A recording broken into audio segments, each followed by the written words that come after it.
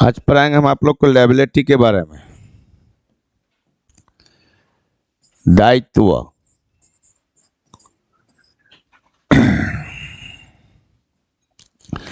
लिएबिलिटीज। Last class था, किसके बारे में था लास्ट क्लास? एसेट्स के बारे में। समझ में आ गया? उसमें 5-6 जो चीज होता है अकाउंट में पढ़ने के लिए, 5 element: assets, liabilities, capital, expense, income. इस 5 पर बढ़िया से पकड़ होना चाहिए। तो आज का टॉपिक है लायबिलिटीज। ये लायबिलिटीज किसको कहते हैं हम लोग? लायबिलिटी बिजनेस के लिए जो लायबिलिटी होता है, इसका मतलब देखिए, हमारा बिजनेस का और ओनर का दोनों का अलग सेपरेट लीगल एंटिटीज होता है। बिजनेस अलग चीज होता है और बिजनेस का मालिक अलग चीज होता है। तो हमारे कंसेप्ट में, अकाउंटिंग का बहुत सारा कंसेप्ट है, उस कंसेप्ट में कहा जाता है कि बिजनेस जो है कंटिन्यू चलते रहेगा, वो कभी बंद नहीं होगा। लेकिन ओनर बदल सकता है। ओनर मर जाएगा तो क्या बिजनेस थोड़े बंद हो जाएगा? नहीं। अब जो सोल प्रॉपर्टी से बिजनेस कोई अकेले कर रहा है बिजनेस, तो उसमें तो मान लीजिए एक अकेला आदमी मर जा गया तो बिजनेस बंद हो सकता है। लेकिन जो बड़े बड़े कंपनी है, हम लोग कंपनी को लेकर चलते हैं, जो बड़े बड़े कंपनी है उसमें जो ओनर मर जाते हैं तो बिजनेस बंद नहीं होता। बिजनेस कंटिन्यू चलते रहते हैं। अकाउंटिंग एक कंसेप्ट, चैप्टर को पढ़ाएंगे तो समझिएगा। तो बिजनेस और ओनर में सेपरेट अलग अलग कानूनी संबंध होता है। लीगल एंटिटी का मतलब कानूनी संबंध अलग अलग। अब मान लीजिए कि कोई बिजनेस है और उसका मालिक है, अगर मालिक किसी क्राइम में फंस गया, किसी का क्राइम मतलब कोई क्रिमिनल साइड से किया है कुछ गलत काम, तो क्या उसका इफेक्ट बिजनेस पे पड़ेगा? क्या बिजनेस बंद हो जाएगा? जी नहीं होगा, क्योंकि बिजनेस का अलग अलग, बिजनेस का और ओनर का अलग अलग सेपरेट लीगल एंटिटी होता है। तो इसके हिसाब से देखिए, तो बिजनेस में जो पैसा लगाया जाता है, पैसा लगाया जाता है बिजनेस में, जो पैसा लगाते हैं, या तो ओनर अपना पैसा लगाता है बिजनेस में, बात नहीं समझे? जैसे जो भी पैसा इन्वेस्ट किया जाता है बिजनेस में, या तो ओनर के द्वारा बाय ओनर इन्वेस्ट करता है पैसा, या बाय एक्सटर्नल पार्टी, बाहर से किसी पार्टी से हम लोग पैसा क्या करते हैं?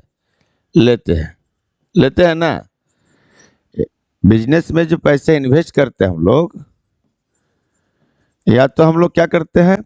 ओनर से लेते हैं, या तो कोई बाहर किसी एक्सटर्नल पार्टी से लेते हैं। तो जो भी पैसा बिजनेस में कर्जा के रूप में लगाया जाता है, तो बिजनेस चाहे ओनर से पैसा ले या बिजनेस चाहे बाहर के पार्टी से पैसा ले, वो बिजनेस के लिए लायबिलिटी हो जाता है। तो लायबिलिटी का डेफिनेशन क्या हुआ? लायबिलिटी का डेफिनेशन हुआ दायित्व। Liability,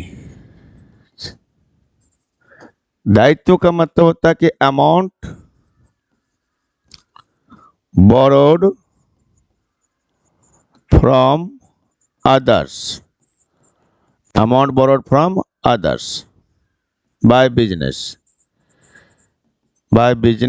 is called liability, is called liability. यानी व्यवसाय द्वारा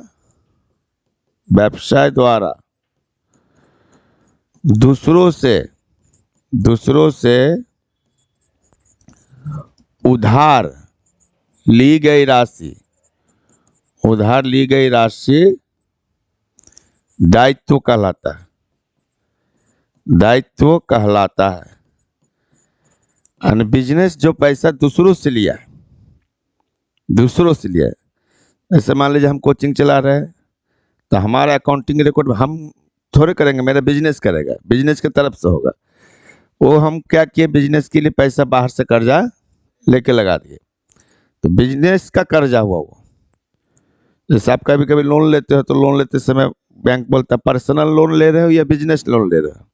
तो पर्सनल लोन का मतलब हुआ कि हम अपना घर में खर्च करते हैं, अपना प्राइवेट खर्चा करते हैं। अब बिजनेस लोन का मतलब बिजनेस को डेवलपमेंट के लिए खर्च करते हैं। तो बिजनेस जो कर्जा लेता है, चाहे दूसरे पार्टी से ले या किसी और से ले, जो भी पैसा उधार लेते हैं उसको हम लोग क्या कहते हैं? लायबिलिटी कहते हैं। या ऐसे भी कर सकते हैं, दूसरा कंसेप्ट है इसका, दूसरा कंसेप्ट, आ जाओ अंदर आ जाओ। Amount which is payable, amount which is payable by business to others is called liability.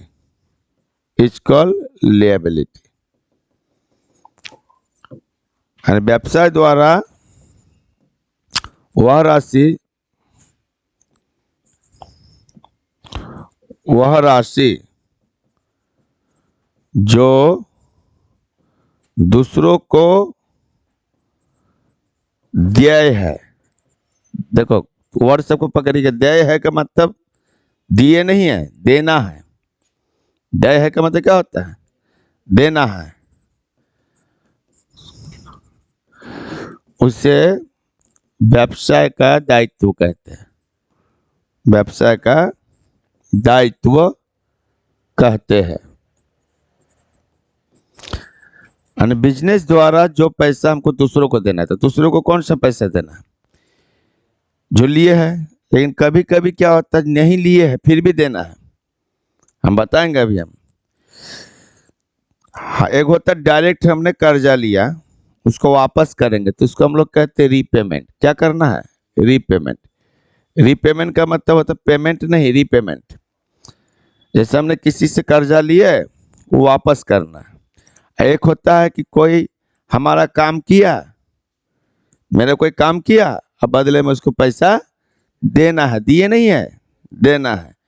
एक होता है रीपेमेंट करते हैं कर्जा का, एक होता है पेएबल। पेएबल और रीपेमेंट में क्या अंतर है? पेएबल का मतलब होता है देना है, और रीपेमेंट का मतलब पुनर्भुगतान करना है। यानी हमको जो लिए पैसा वो वापस करना है। रीपेमेंट का मतलब जो हमने कर्जा लिया वो वापस करना है।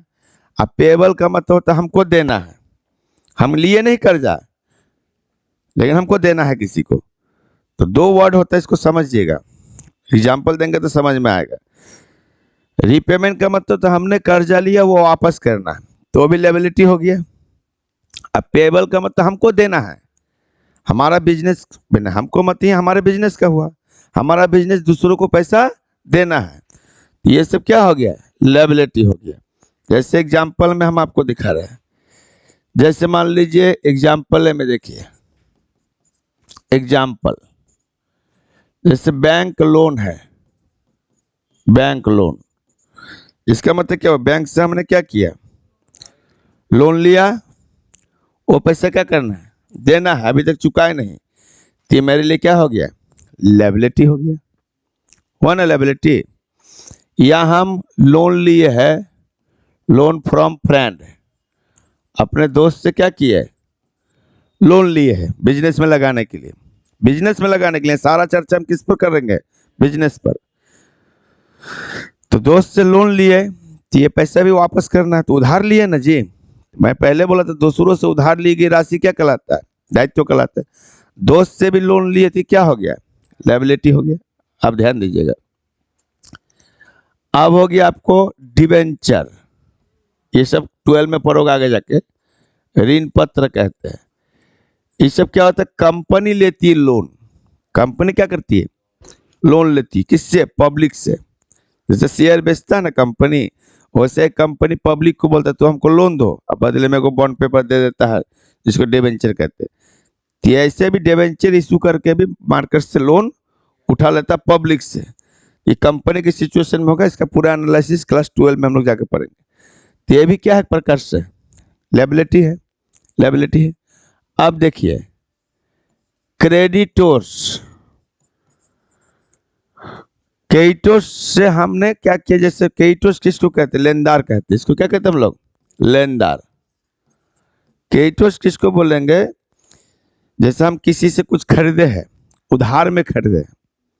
किसी से कुछ खरीदे हैं उधार में। मान लो मेरा महाजन है सप्लायर, जो हमको रॉ मटेरियल देता है, उससे हम 10,000 का माल उधार में खरीदे।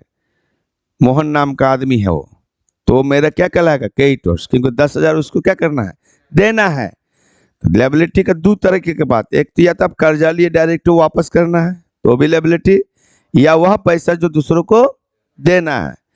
तो लेनदार जो आपका होगा, आपका लेनदार कौन होगा? जो आपसे पैसा पाता है। क्यों पाता है? या तो आप उससे कर्जा लिए होंगे, ऐसे भी हो सकता है, या उससे आप उधार में कुछ लिए होंगे, तो ये भी क्या हो गया, लायबिलिटी हो गया। इससे एग्जाम्पल से याद रखोगे। एक होता है बिल्स पेबल, कोनो बिल का पैसा हमको पेमेंट करना है, इसका भी एक चैप्टर है बिल्स ऑफ एक्सचेंज, उसको पढ़ोगे तो समझोगे, उस चैप्टर में एनालिसिस करेंगे। बिल्स पेबल जो कि यहाँ के बिजनेस मैन सब कम यूज करता है, बड़े बड़े शहर में ज़्यादा यूज होता है।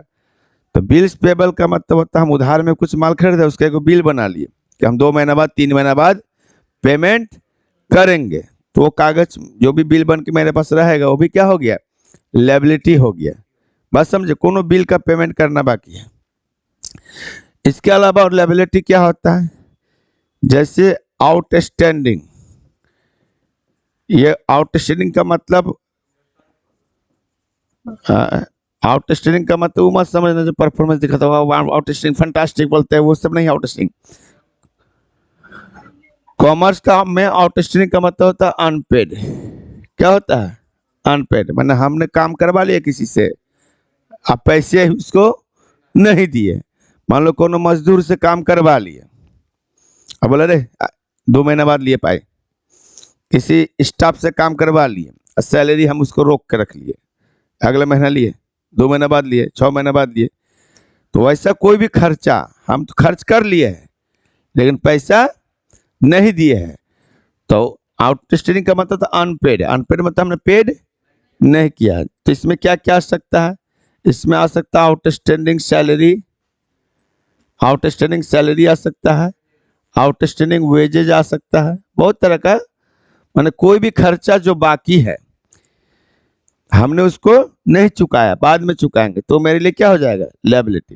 तो लायबिलिटी का क्या क्या डेफिनेशन है, एक हुआ कि हम सीधे किसी से कर्जा लिए, जैसे मान लीजिए हम आपसे 50,000 रुपये लिए कर्जा, तो ये भी लायबिलिटी होगी। और एक हुआ आपसे नहीं लिया हम, लेकिन आपको देना है। मैंने 2 डेफिनेशन लिखा है, देखो। व्यवसाय द्वारा दूसरों से ली गई उधार राशि को ही क्या कहते हैं, लायबिलिटी कहते हैं। एक हुआ डायरेक्ट दूसरों से उधार लिए, और एक होता है वह पैसा जो दूसरों को देना है, देना है मतलब चुकाना है। इसका मतलब हुआ कि हमने काम करवा लिया लेकिन पैसा दिया नहीं। तो कोई भी पैसा तुमको दूसरों को देना है तो आपके बिजनेस के लिए क्या हो गया, लायबिलिटी हो गया। बात समझ में आ रहा है। अच्छा, इसी तरीके से एक होता है बैंक ओवरड्राफ्ट। इस सब का भी जितना टॉपिक है सब पढ़ाएंगे वो अलग से। बैंक ओवरड्राफ्ट ये भी लायबिलिटी होता है, हिंदी में कहते हैं बैंक अधिविकास। ये भी बिजनेस के लिए क्या होता है, लायबिलिटी था। अब बैंक ओवरड्राफ्ट क्या होता है, जैसे बैंक में पैसा जमा है, जो पैसा जमा है मुझसे ज़्यादा निकाल लिए। ऐसा निकाले आप लोग कभी, बैंक में जमा जितना उससे ज़्यादा निकाल लिए। मान लो बैंक में 5,000 जमा है, हम 6,000 निकाल लिए, ऐसा हुआ आप लोग के साथ। क्यों होगा, क्योंकि आप लोग उसको, बैंक सबको ये फैसिलिटी नहीं देता है। ये फैसिलिटी जो बैंक करने जाए में रेपुटेड कस्टमर होता है, बैंक का जो रेपुटेड कस्टमर, बैंक को लगेगा कि मेरा कस्टमर बढ़िया है, तो करेंट अकाउंट खोला जाता है, उसमें ये फैसिलिटी दिया जाता है कि मान लीजिए आप करेंट अकाउंट खोले, बिजनेस कर रहे हैं, बैंक को तो करेंट अकाउंट खोलने से हम बैंक को फैसिलिटी पहुंचाते हैं, क्योंकि बैंक हमको ब्याज नहीं देता है। तो मेरा पैसा बैंक में रखते हैं, ज़्यादा ट्रांजैक्शन करना रहेगा तो बैंक करेंट अकाउंट से करते हैं, बिजनेस के नाम से करेंट अकाउंट खुलता है। तो बैंक हमको फैसिलिटी देता है, वो भी सबको नहीं, रेपुटेड पर्सन को, जो रेपुटेड बिजनेसमैन रहेगा। कि मान लीजिए हम कहीं माल खरीदने गए, अब बैंक में 1.5 लाख रुपया है, अब बिल बन गया 1,60,000 का, हम पेमेंट करेंगे तो कैसे होगा।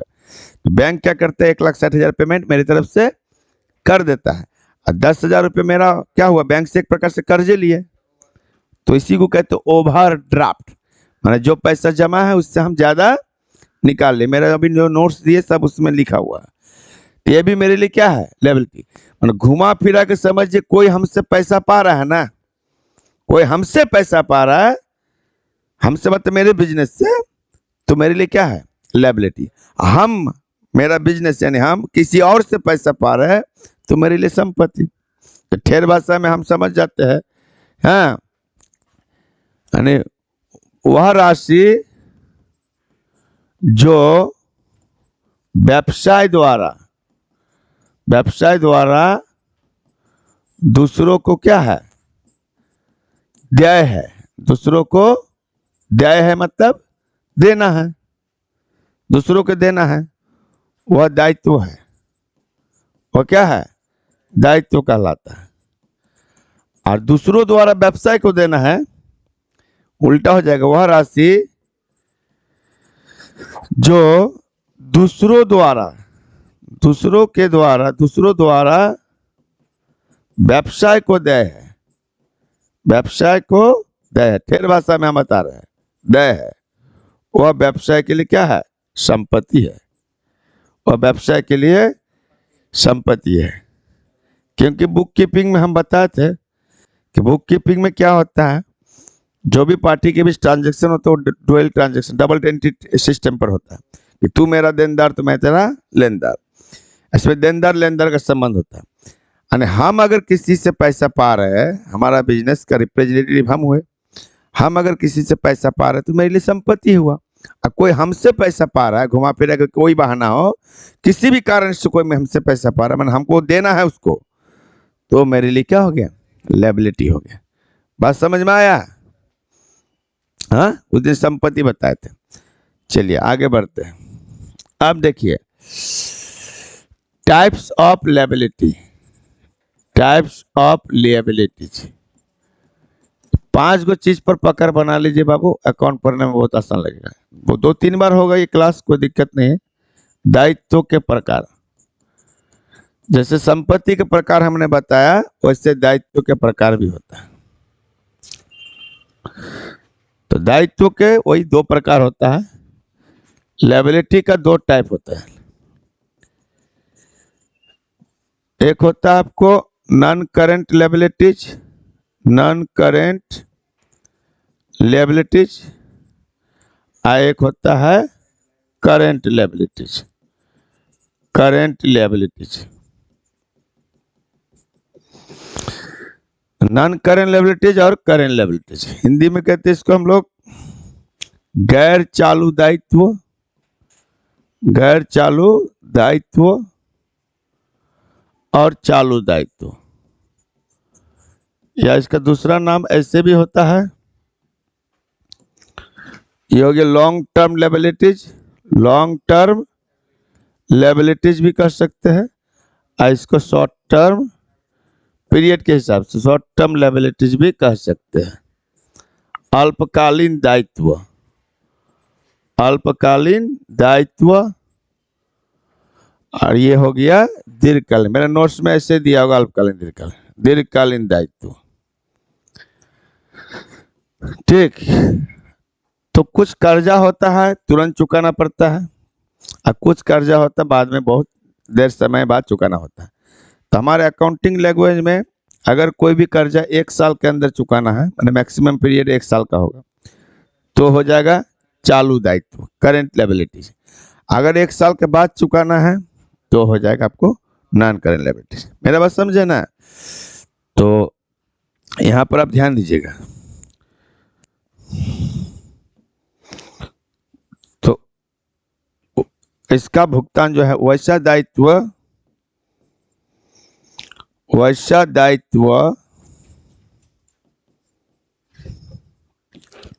जिसका भुगतान 1 वर्ष या लंबे समय के बाद, यानी 5 साल 10 साल, एक साल से ज्यादा हो गया, 1 वर्ष या लंबे समय के बाद किया जाता है, बाद किया जाता है, उसे क्या कहते हैं हम लोग? उसे गैर चालू दायित्व कहते हैं। के गैर चालू दायित्व कहते हैं, जिसका पेमेंट 1 साल के बाद करेंगे। समझ गए? जिसका पेमेंट 1 साल के बाद करेंगे। आइए, हो गया वैसा दायित्व जिसका भुगतान 1 वर्ष के अंदर करना होता है, अंदर करना होता है, 1 वर्ष के अंदर करना होता है, उससे हम लोग चालू दायित्व कहते हैं, चालू दायित्व कहते हैं। जिसका पेमेंट 1 साल के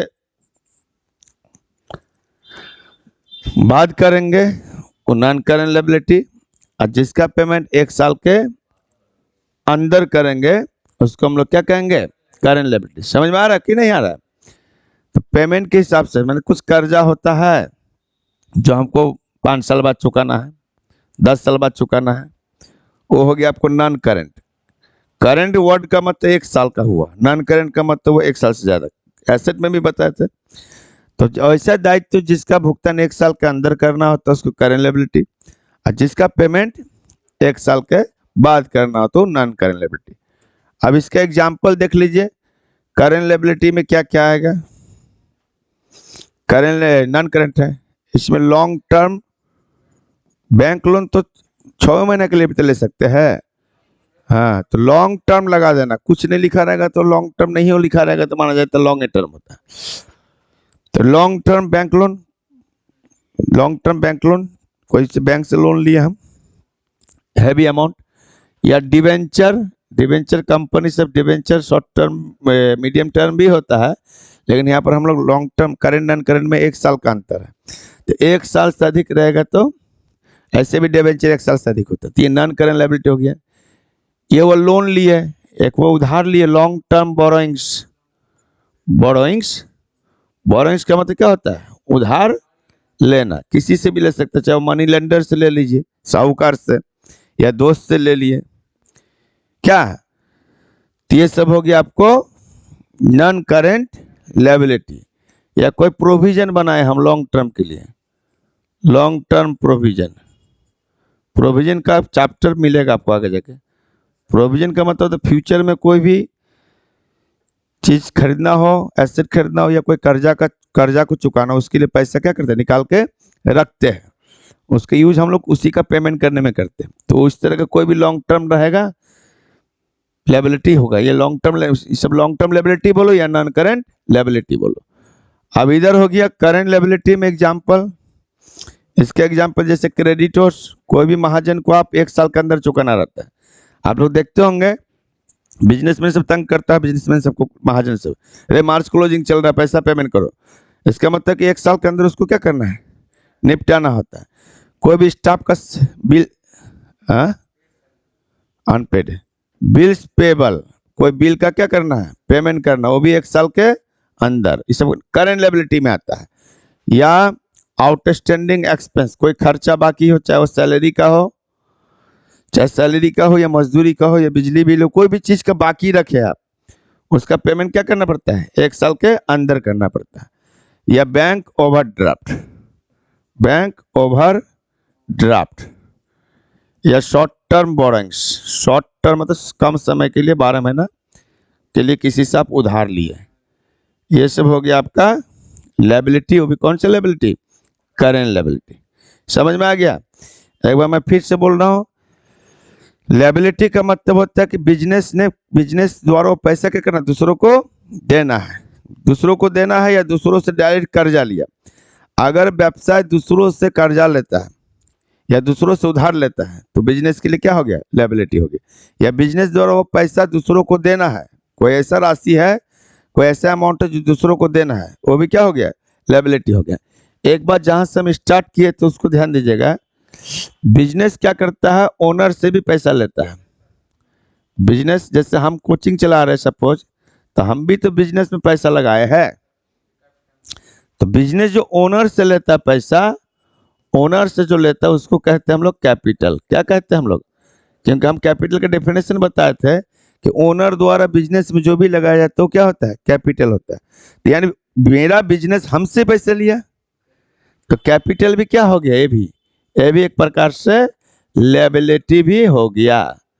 क्या, लेकिन इस लायबिलिटी का नाम देंगे हम लोग इंटरनल लायबिलिटी देंगे। क्या देंगे, इंटरनल, क्योंकि ये पैसा हमारा ओनर का है, ओनर को तो चुकाना नहीं पड़ता है। ओनर हमको कब चुकाना पड़ेगा, जब मेरा बिजनेस बंद हो जाएगा। मान लीजिए कंपनी है, एक कंपनी में 500 शेयर होल्डर है, तो 500 शेयर होल्डर ने कुछ कुछ पैसा लगाया, तो वो पैसा कंपनी उसको अपना लाइफ में वापस नहीं करेगी। कब वापस करेगी, जब कंपनी बंद हो जाएगी। जब कंपनी बंद हो जाएगी तब शेयर होल्डर सबको वापस करेगी। तो ओनर से, बिजनेस के स्वामी से जो भी पैसा बिजनेस द्वारा लिया जाता है वो भी बिजनेस के लिए क्या हो गया, लायबिलिटी हो गया। तो कैपिटल भी बिजनेस के लिए क्या है, लायबिलिटी, लेकिन इंटरनल लायबिलिटी कहलाएगा। बस समझ गया। अब बाहर के लोगों से लेंगे तो एक्सटर्नल, तो उस हिसाब से लायबिलिटी यहाँ भी टाइप हो सकता है। टाइप ऑफ लायबिलिटी के हिसाब से कह सकते हैं, टाइप में आपको इंटरनल लायबिलिटी, इंटरनल लायबिलिटी होगा एगो के, एक हो गया एक्सटर्नल लायबिलिटी, इंटरनल और एक्सटर्नल। इंटरनल लायबिलिटी का मतलब हुआ कि दूसरों से पैसा नहीं लेते हैं, बिजनेस का ही पैसा, ओनर से ही पैसा, ओनर का पैसा क्या करते हैं बिजनेस में लगाते हो, जो भी ओनर का हिस्सा होगा, जो भी ओनर का बचा हुआ होगा वो बिजनेस में लगा दी। जैसे कैपिटल लगा दी डायरेक्ट, या ओनर कुछ पैसा बचा कर रखा था, कुछ बचा कर रखा था, कुछ सरप्लस हुआ, प्रॉफिट ज़्यादा कमाया, वो भी बिजनेस में क्या किया, लगा दिया। तो ओनर जब भी लगाएगा तो यानी बिजनेस किससे पैसा लिया, ओनर से लिया। तो बिजनेस के अंदर के लोग से लिया ना कि बाहर से लिया, अंदर से लिया, इसलिए उसको कहते हैं आंतरिक दायित्व, इंटरनल लायबिलिटी। समझ गए। और जब बाहर से लेगा किसी थर्ड पर्सन, बाहर से किसी पर्सन से लेगा तो उसको कहेंगे हम लोग बाह्य दायित्व, बाहरी दायित्व, यानी बाहर के लोगों से। तो बाहर का बाहरी दायित्व का पेमेंट किया जाता है, चाहे 1 साल में करो पेमेंट, या 5 साल में करो, या 10 साल में करो। लेकिन इंटरनल लायबिलिटी का पेमेंट ओनर को नहीं करते। ओनर जब कंपनी बंद हो जाएगी तब ओनर को रिफंड किया जाएगा, वो भी बचेगा तब किया जाएगा। तो इस तरीके से ये पूरा लायबिलिटी का क्या हो गया, कंसेप्ट हो गया।